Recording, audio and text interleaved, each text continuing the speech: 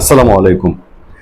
আওয়ামী লীগ যত সংগঠিত হচ্ছে, যত গুছিয়ে আনছে, যত তার ঝটিকা মিছিল বের করছে, ততই কিছু বিচিত্র বিচিত্র ঘটনাও ঘটা শুরু করেছে। আমরা আজকে একটা আলোচনা আপনাদেরকে বললাম যে আওয়ামী লীগ সমর্থিত ছাত্রলীগ তারা নেত্রকোনায় এক সমন্বয়ককে, সাবেক সমন্বয়ক, ওই বৈষম্যবিরোধী ছাত্র আন্দোলনের সময় জাহাঙ্গীরনগর বিশ্ববিদ্যালয়ের সময় ছিল, তাকে মোটামুটি নিংটু করে তাকে হেনস্থা করেছে, ভয়াবহভাবে মব করেছে বলবো আমরা। এটা নিশ্চিতভাবেই মব, যেই মবের বিরুদ্ধে আমরা সবসময় ছিলাম। এই বৈষম্যবিরোধী ছাত্র আন্দোলন, এনসিপি, ছাত্র জনতার নামে, কখনো কখনো তৌহিদি জনতার নামে যেসব মব করেছে, সেই সব মবের যেরকম বিরুদ্ধে ছিলাম, ছাত্রলীগ করছে। কিন্তু ঘটনা ঘটছে নোয়াখালীতে একেবারে পুলিশের সামনে মিছিল করেছে, তারপর আবার ছাত্রদলের সাথে সংঘর্ষে জড়িয়েছে। এরকম বেশ কিছু ঘটনা এখন আলোড়ন তুলছে চারদিকে। মোটামুটি এগুলো থেকে বলা হচ্ছে যে আওয়ামী লীগ ছাত্রলীগ ফিরে চলে এসছে। এখন তারা আস্তে আস্তে সারা দেশে তাদের কর্মসূচিগুলোকে বড় করছে, বিভিন্ন ডাইমেনশন আছে। তখন আমাদের সামনে এই ইন্টারেস্টিং খবরের হেডলাইনটা হচ্ছে এরকম: আওয়ামী লীগ ছাত্রলীগ গোপন বৈঠক করছে, শুনে স্পটে গিয়ে মার খেলেন বিএনপি নেতাকর্মীরা। মানে একটা অদ্ভুত না, বিএনপি ক্ষমতায় দুর্দান্ত প্রতাপের সঙ্গে আছে, এই সময় আওয়ামী লীগ ছাত্রলীগ গোপন বৈঠকের খবরে নিশ্চয়ই খুব তেজ দিয়ে গিয়েছিলেন, এখন ওইদিকে তারা আবার মারও খেলেন। ঘটনাটি ঘটেছে পার্বত্য জেলা খাগড়াছড়ির গুইমারা উপজেলায় কার্যক্রম নিষিদ্ধ আওয়ামী লীগ ও ছাত্রলীগের আলাদা দুটি হামলায় বিএনপির 6 নেতাকর্মী আহত হওয়ার ঘটনা ঘটেছে।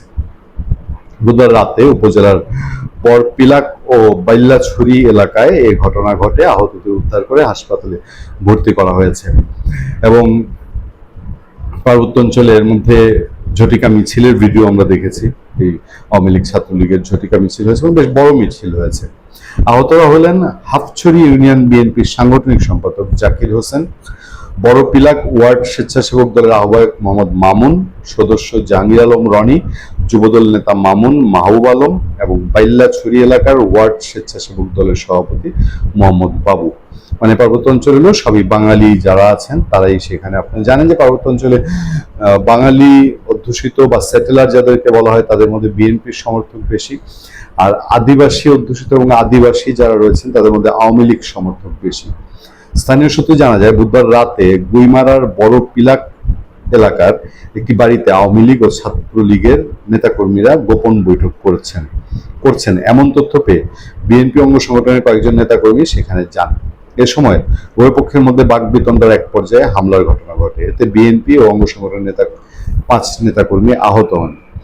এদিকে একই সময়ে উপজেলার বাইল্লাছড়ি এলাকায় ওয়ার্ড স্বেচ্ছাসেবক দলের সভাপতি মোহাম্মদ বাবুর উপর হামলার ঘটনা ঘটে। বিএনপির দাবি, ছাত্রলীগের কর্মী বাপ্পি ত্রিপুরা তার উপর অতর্কিত হামলা চালায়। এই ঘটনা কিন্তু স্পষ্ট। দেখেন, হামলাকারী ছাত্রলীগের বলা হচ্ছে উনি বাপ্পি ত্রিপুরা, আর যিনি আক্রান্ত হয়েছেন তিনি স্বেচ্ছাসেবক দলের ওয়ার্ড সভাপতি মোহাম্মদ বাবু।